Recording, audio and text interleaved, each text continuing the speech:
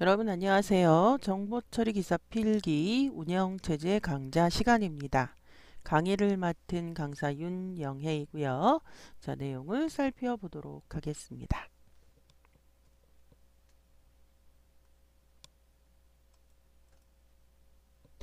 이번 시간은 운영체제 강좌의 첫 번째 시간이고요. 운영체제의 개요라는 제목을 가지고 내용을 살펴보도록 하겠습니다.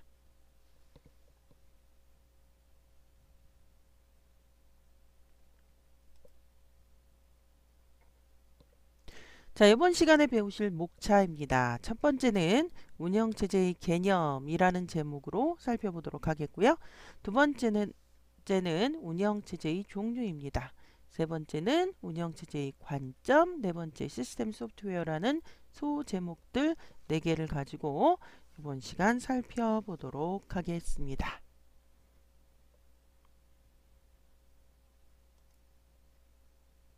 자, 첫 번째 운영체제의 개념입니다. 자, 정의 먼저 보도록 할게요.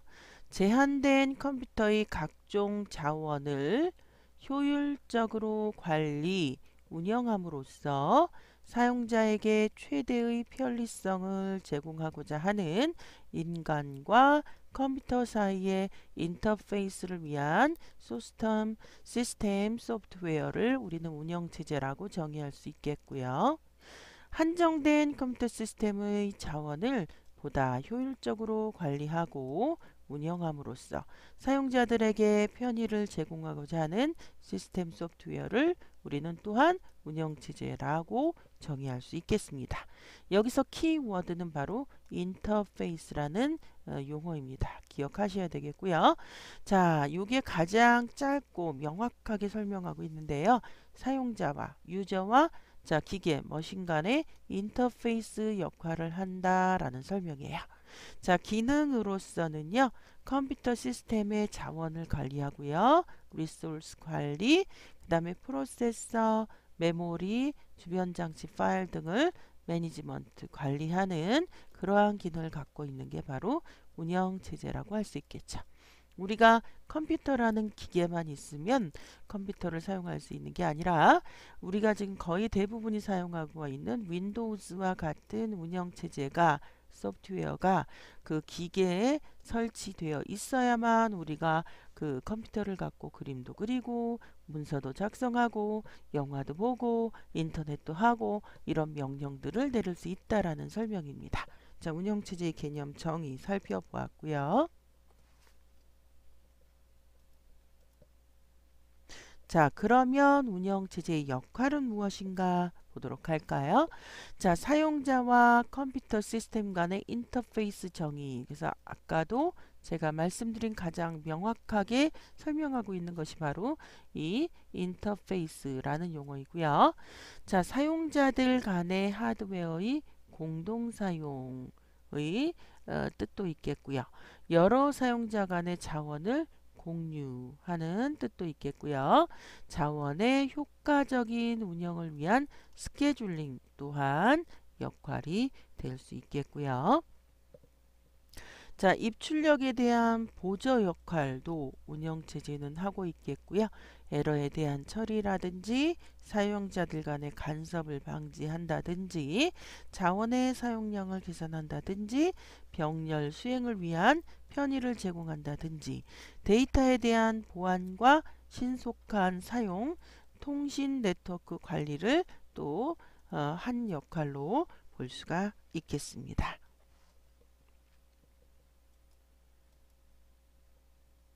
자, 그러면 운영체제의 목적에 대해서 살펴볼까요? 일단 사용의 편리성이 목적의 하나이겠고요. 시스템 성능의 향상이 또한 목적의 하나이겠습니다. 자, 사용의 편리성은 사용자로 하여금 컴퓨터의 하드웨어와 각종 정보를 효율적으로 관리하여 컴퓨터를 보다 편리하게 사용할 수 있도록 제공하는 것을 목적으로 하겠고요. 자, 시스템 성능의 향상 면에서는 성능의 최대 발휘를 목적으로 하여 다음 기준으로 판단을 하는데요. 여기에 나오는 4가지의 기준은 시스템 성능의 그 향상을 판단으로 하는 기준입니다. 일단 처리 능력과 응답 시간과 사용의 용이성과 신뢰도인데요. 처리 능력은 일정 단위 시간 동안 컴퓨터가 처리하는 작업량으로서 처리 능력은 향상, 즉 화살표로 이야기하자면 이렇게 올라가는 화살표여야 되겠고요. 자, 응답 시간은 한 작업을 처리할 때 입력으로부터 결과가 출력될 때까지 경과 시간인데 시간이 많이 걸리면 되겠습니까? 아니죠. 그래서 화살표로 이야기하면 이렇게 표시를 해야 되겠고요. 자, 사용의 용이성은 사용자가 필요로 하는 컴퓨터를 적절할 때 얼마나 빨리 사용할 수 있나 하는 것에 대한 그 판단 기준인데요. 용이성은 많아야 되겠죠. 높아야 되겠죠. 따라서 화살표로 이야기하자면 이렇게 표현할 수 있겠고요. 자, 마지막으로 신뢰도는 컴퓨터가 올바로 작동되는가 하는 개념인데 신뢰도는 높아야 되겠죠. 따라서 화살표로 이야기하면 이렇게 됩니다. 자, 한마디로 처리 능력은 향상, 사용 용이성도 향상, 신뢰도도 향상되어야 하겠으나 누구는 응답 시간은 짧아야 되겠다입니다. 자, 그래서 이 부분에 대해서 화살표가 아래로 가는 개념이라는 것 여러분들 잘 알아놓으셨으면 하고요.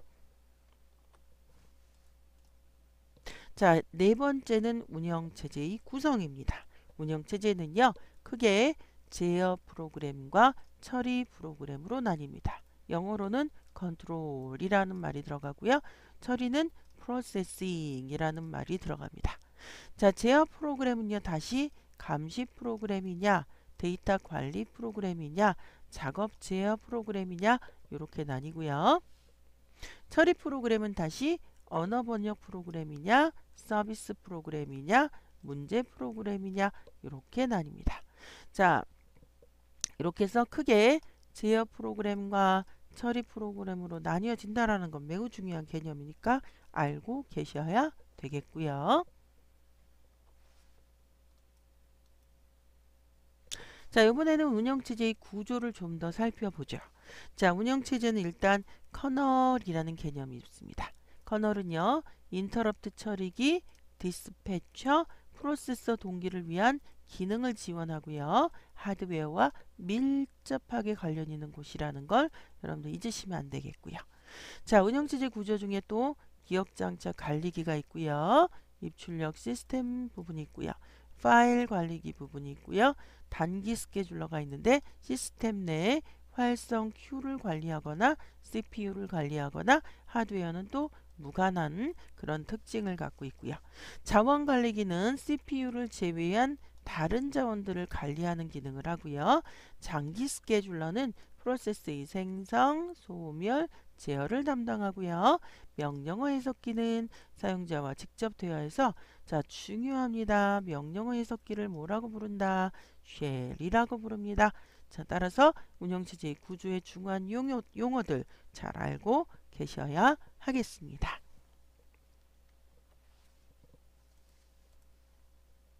자, 이번에는 두 번째 소주제 운영체제의 종류입니다. 자, 운영체제의 등장을 한번 보면요. 1950년대 초반에는 GM이라고 부르는 제너럴 모터사 있죠. 여기에서 IBM 701을 위한 최초의 운영체제를 개발하기 시작했습니다. 자, 그 전에는 운영체제의 할 일이 사람에 의해서 직접 처리가 되었는데요. 자, 50년대 특징을 좀 보면 일괄 처리 시스템. 자, 일괄 처리라는 것은 우리가 컴퓨터를 한번 돌리는데 돈이 너무 비싸서 일거리를 모아서 한꺼번에 돌렸다 이런 얘기입니다. 효율은 굉장히 높죠. 하지만 일괄 처리 시스템이므로 많이 기다려야 되죠. 자, 작업 제어는 Job Control Language 그래서 어떤 작업 제어 언어라는 개념의 특징이 운영체제의 한 종류로서 있었고요. 자, 두 번째 초기 운영체제 시스템은 한 번에 하나의 작업만 수행하며 준비 시간이 많이 걸렸다는 것. 이게 특징입니다. 자, 장치 구동기를 또 사용했다라는 특징도 가지고 있습니다.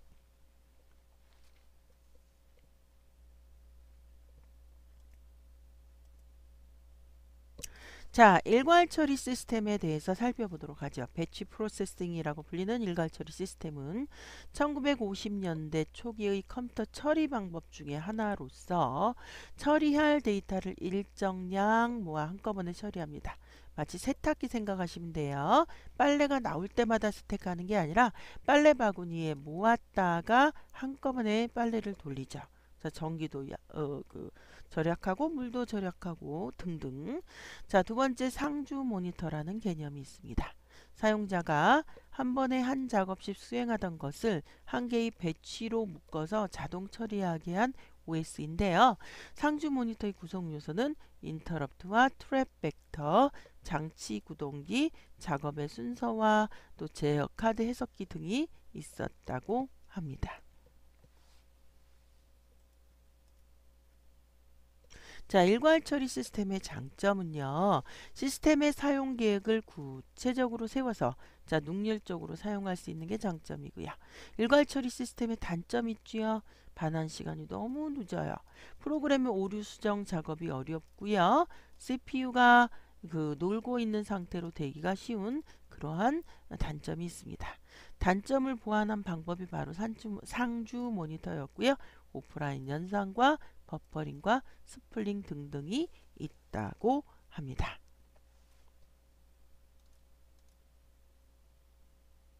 자, 이번에는 멀티 프로그래밍, 다중 프로그래밍 시스템에 대한 내용인데요.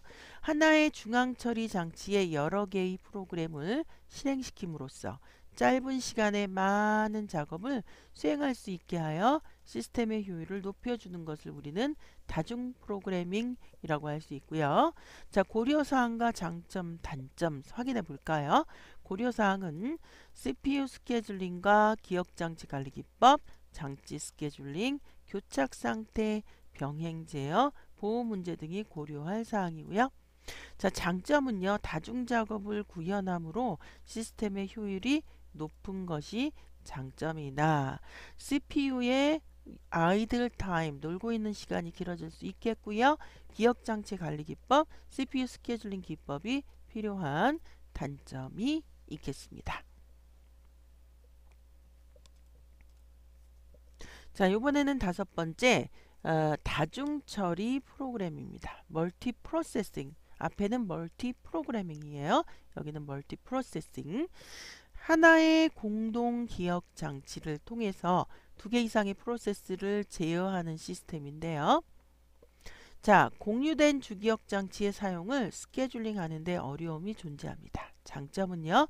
CPU를 여러 개, 그래서 이 프로세서 이게 CPU라고 보시면 돼요. 그래서 CPU가 여러 개다. 그건 뭐라고요? 멀티 프로세싱. 자, CPU가 여러 개인 거는 모르겠지만 한꺼번에 많은 프로그램을 처리한다. 멀티 프로그래밍. 자, 그래서 CPU를 여러 개 사용하여 작업 속도와 신뢰성을 높일 수가 있게 되는 것이 장점이라고 할 수 있겠습니다.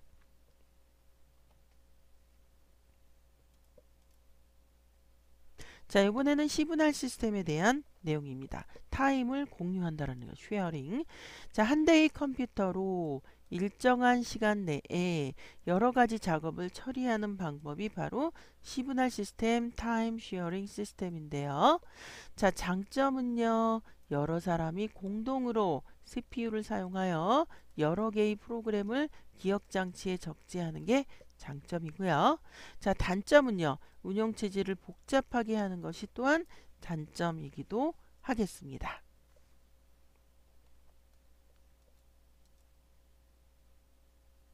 자, 이번에는 리얼타임 시스템, 실시간 시스템에 대해서 살펴보죠. 자, 처리 시간 데이터가 발생하는 즉시 처리하여 결과를 산출하는 방법으로서 자, 장점은요. 사용자의 노력이 절감되고 처리 시간이 단축되며 처리 비용이 절감이 되는 장점이 있습니다. 단점은요. 입출력 자료의 일시 저장 및 대기가 필요하고 특정 상태의 재현이 불가능한 것이 단점이고요. 시스템에 장애가 발생할 때 단순한 재실행이 불가능한 것이 또한 단점이라고 할 수가 있겠습니다.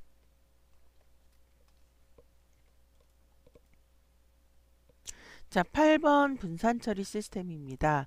지역적으로 분산되어 있는 여러 대의 컴퓨터가 프로세스 사이에 특별한 데이터 링크를 통해 교신하는 것으로서, 자, 교신함으로써 한 조직 내의 동일한 업무를 수행하고 정보 교환을 위해 네트워크로 상호 결합된 시스템을 우리는 분산 처리 시스템인데, 분산 처리하면 여러분들은 네트워크 이렇게 그 용어를 연결하시면 아주 딱 맞습니다.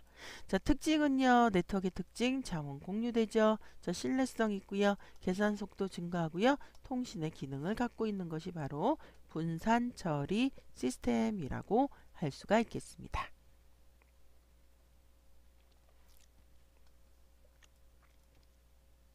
자, 이번에는 세 번째 소주제 운영체제의 관점에 대해서 살펴보도록 하겠습니다. 자, 운영체제에 대한 사용자의 관점은 시스템 프로그램 특히 명령어 해석기에 의해 결정이 되고요. 자, 프로세스의 관점은 운영체제를 프로세스의 상태를 변화시키는 프로그램의 일종으로 보는 관점이 있고요. 자, 중앙처리 장치는 한 시점에서 하나의 작업만 수행하므로 각 프로세스의 상태를 변화시켜 주어야 하겠습니다.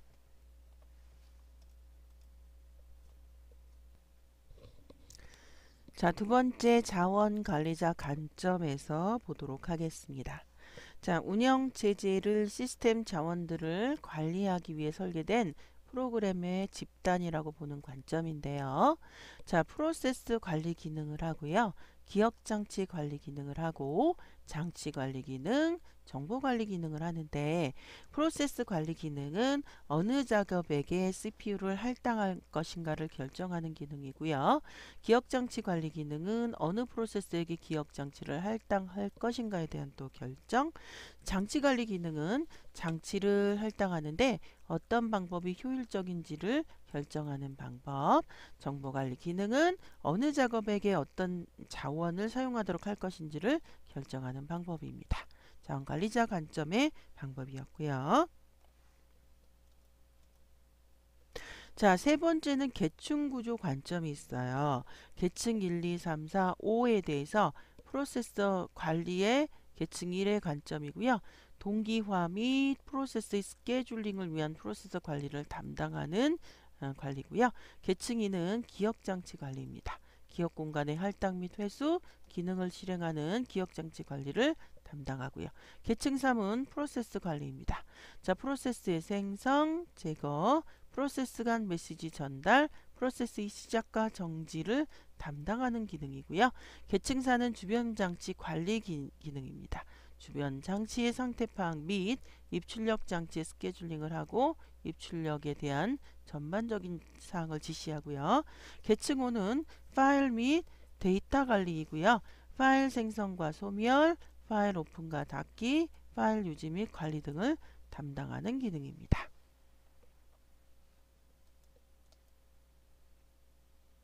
자, 네 번째 하드웨어 확장 관점과 기능적 관점과 작업제의 언어 관점이 있는데, 하드웨어 확장 관점은 운영체제를 하드웨어 기능 확대라는 측면에서 보는 관점이고요. 기능적 관점은 운영체제를 시스템 구성원 중에 일부로 보는 관점이고요. 작업제의 언어 관점이 있습니다.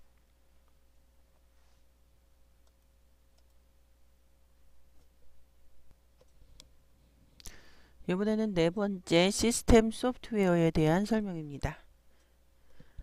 자, 시스템 소프트웨어의 개념에 대해서 살펴보면요. 자, 정의와 특징으로 구분할 때 정의는 특정한 문제를 해결하기 위한 알고리즘을 하드웨어에 정의해주는 명령문과 데이터를 가진 프로그램으로 구성한다라고 정의할 수 있겠고요.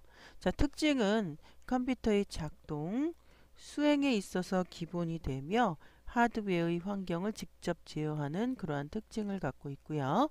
컴퓨터 제조회사나 시스템 프로그래머에 의해 작성되는 것이 바로 시스템 소프트웨어입니다. 자, 정의와 특징 살펴보았고요. 자, 그러면 이제부터는 시스템 소프트웨어의 종류에 대해서 살펴볼 텐데요. 일단 첫 번째 매크로가 등장합니다. 자, 프로그램에서 동일한 코드가 반복되어 나타나는 경우 이를 매번 나열하기보다는 하나의 간단한 코드로 정의하여 사용하는 기법이고요. 자, 두 번째 링커입니다. 자, 공동으로 이용할 수 있도록 각 모듈 간의 호출 및 공동 데이터의 이용을 가능하게 해주는 시스템 프로그램을 우리는 링커라고 하고요. 자, 글은 이렇게 써 있지만 실제로 링커는 링크 작업을 하는 소프트웨어를 링커라고 할 수 있겠습니다. 자, 링크 작업이란 우리가 영문과 비슷한 프린트 뭐 이런 명령어로 되어 있는 것을 0과 1로 바꾸는 변환하는 작업이 있는데요. 이 중에서 일부분인 라이브러리 함수 부분은 아직도 남겨 있습니다. 이 부분을 확실하게 여기까지 0과 1로 바꿔주는 작업을 링크라고 하고요. 링커에 의해서 이 작업이 실행되는데, 자, 소스 코드가 예를 들어서 C 언어 같은 경우 .c인데요. 이 소스 코드가 이 목적 코드라고 합니다. 이 목적 코드는 .obj고요. 아직 실행 불가능해요. 이 .obj가 링크를 거치면 우리가 실행할 수 있는 확장자가 뭐죠? 그렇습니다. .exe로 바뀌고요. 요것을 로더에 의해서 메인 메모리로 적재하면서 이제 실행이 되는 거죠. 자, 링커에 대한 설명이었고요. 자, 이번에는 로더입니다. 로더는 좀 전에 제가 설명했던 것처럼 자, EXE로 완벽하게 0과 1로 바뀐 executable 코드를 보저기억 장치에서 어디로 메인 메모리로 올리는 작업을 로더가 하고요. 자, 로더는 절대 로더와 상대 로더로 구분이 되겠습니다. 자, 앱솔루트 로더는 기계어 코드 프로그램에서 미리 지정한 번지에 프로그램과 데이터를 로드하는 로더이고요. 상대 로더는 로드 과정에서 메모리에 적당한 영역을 찾아 로드하는 로더입니다. 자, 로더에 대한 설명이었고요. 자, 이번 시간에 배운 내용을 확인해 보는 문제풀이를 해 보도록 하겠습니다.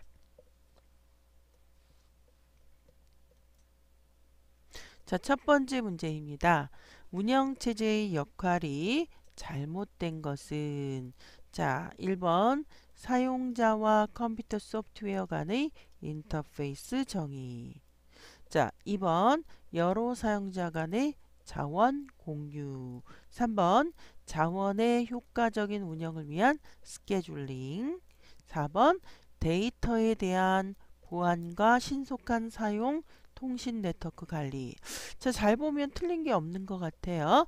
자, 그런데 우리가 슬라이드 5번에 가보면 여기에서 우리가 틀린 답을 찾아볼 수 있는데요. 자, 그것은 바로 사용자와 컴퓨터 소프트웨어 간의 컴퓨터 하드웨어 간의 인터페이스 정의라고 해야 제대로 맞는 내용이 되겠습니다. 따라서 잘못된 것 1번을 선택하시면 되겠습니다.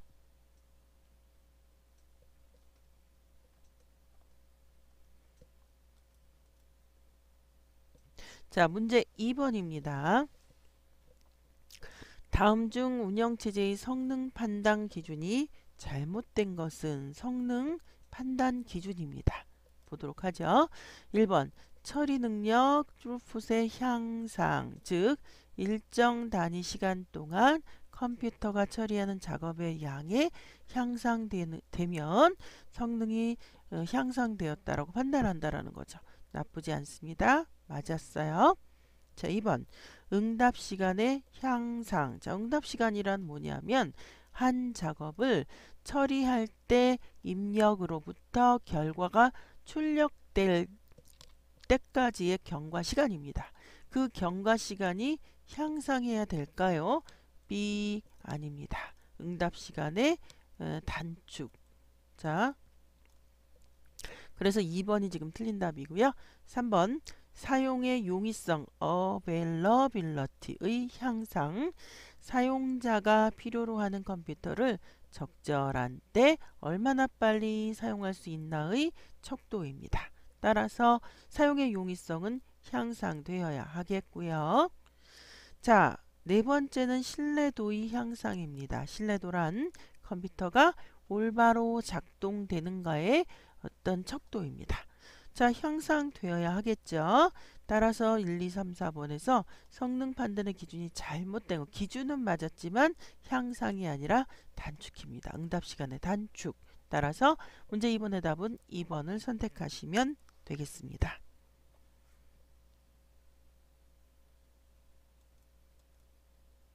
자, 문제 3번입니다. 다음 중 제어 프로그램이 아닌 것은 1번 감시 프로그램, 2번 데이터 관리 프로그램, 3번 작업 제어 프로그램, 4번 언어 번역 프로그램. 자, 제어 프로그램과 처리 프로그램이 있는데요. 자, 여기 보시면 감시, 데이터 관리, 작업 제어는 자, 제어 프로그램에 해당하고요. 언어 번역 프로그램은 처리 프로그램에 해당합니다. 자, 따라서 아닌 것 4번을 선택하시면 되겠습니다.